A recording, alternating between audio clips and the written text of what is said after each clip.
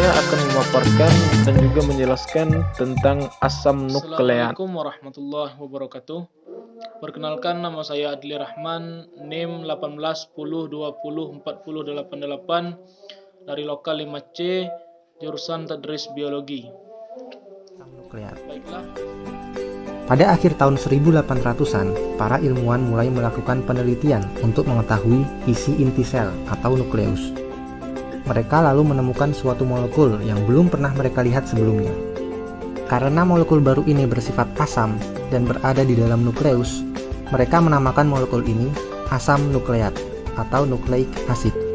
Walaupun belakangan diketahui bahwa asam nukleat bisa juga ditemukan di luar inti sel. Belakangan juga diketahui bahwa ada dua jenis asam nukleat, yaitu deoxyribose nucleic acid atau DNA dan ribonucleic acid atau RNA. Molekul DNA dan RNA ini merupakan molekul besar yang terdiri dari 3 komponen utama. Komponen pertama adalah gula pentosa, yaitu monosakarida yang memiliki 5 buah atom karbon. Ada 2 jenis gula ini, yaitu ribosa dan deoksiribosa. Komponen yang kedua adalah gugus fosfat yang berupa atom fosfor yang dikelilingi oleh 4 atom oksigen. Komponen terakhir adalah basa nitrogen, suatu molekul kecil berbentuk cincin yang mengandung nitrogen. Ada 2 kelompok basa nitrogen, yaitu kelompok purin yang memiliki 2 cincin dan kelompok pirimidin yang memiliki sebuah cincin. Kelompok purin terdiri dari adenin dan guanin, sedangkan kelompok pirimidin terdiri dari sitosin, timin, dan urasil. Kelima jenis basa nitrogen ini masing-masing disimbolkan dengan huruf A, G, C, T, dan U. Sekarang, apabila kita mengambil masing-masing satu molekul dari ketiga komponen ini dan menggabungkannya, maka terbentuklah suatu molekul yang lebih besar yang disebut nukleotida. Sejumlah besar nukleotida dapat bergabung membentuk susunan molekul panjang yang disebut asam nukleat. Seperti yang bisa dilihat pada gambar ini, bahwa setiap nukleotida dapat memiliki basa nitrogen yang berbeda-beda jenisnya. Untuk itu, diperlukan suatu cara untuk menyebut asam nukleat ini. Pertama, kita harus memberi nama setiap ujung asam nukleat. Pada ujung atas, gugus fosfat menempel pada atom karbon nomor 5. Oleh karena itu, daerah ini disebut 5'. Lalu pada ujung bawah, gugus fosfat yang selanjutnya dapat menempel pada atom karbon nomor 3. Oleh karena itu, daerah ini disebut 3'.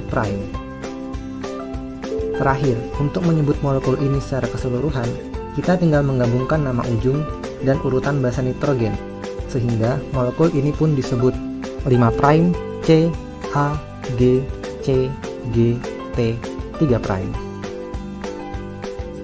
Seperti yang telah dijelaskan di awal bahwa terdapat 2 jenis asam nukleat, yaitu DNA dan RNA.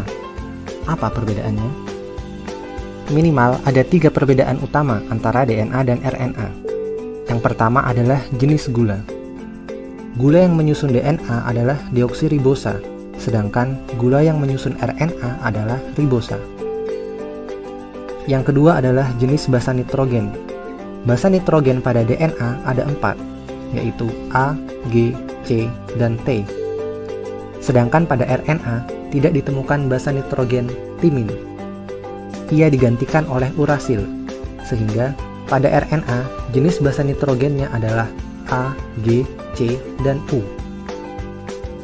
Perbedaan terakhir adalah untaian rantai.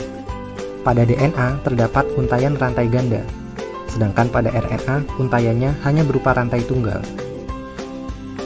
Pada DNA, rantai gandanya bersifat komplementer dan berpasangan, di mana G selalu berpasangan dengan C, yang dihubungkan oleh 3 buah ikatan hidrogen. Sedangkan A selalu berpasangan dengan T, yang dihubungkan oleh 2 buah ikatan hidrogen. Agar tidak terlihat rumit, mari kita sederhanakan ilustrasinya menjadi seperti ini. Pada kenyataannya, DNA tidak berbentuk lurus seperti tangga, namun berpilin dan membentuk spiral seperti ini, yang sering disebut dengan istilah double helix. Kurang lebih seperti inilah penjelasan singkat mengenai struktur dan jenis asam. Demikianlah pemaparan dari saya. Apabila terdapat kesalahan, saya mohon maaf. Akhir kata saya ucapkan wabillahi taufiq wal hidayah.